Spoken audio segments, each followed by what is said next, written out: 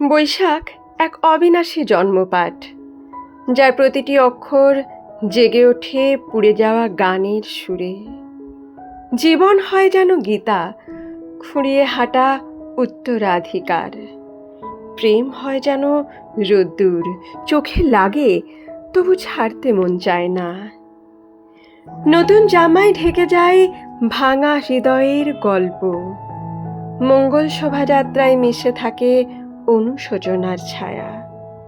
পান্তা ভাতে জেগে থাকে শিকড়, ভুলে যাওয়া প্রার্থনার মতো। আর জীবন সে তো এক সুই সুতো, পুরনো দুঃখে নতুন পাঠ। বৈশাখ শেখায় ভাঙা ঘরেও গড়া যায় স্বপ্ন।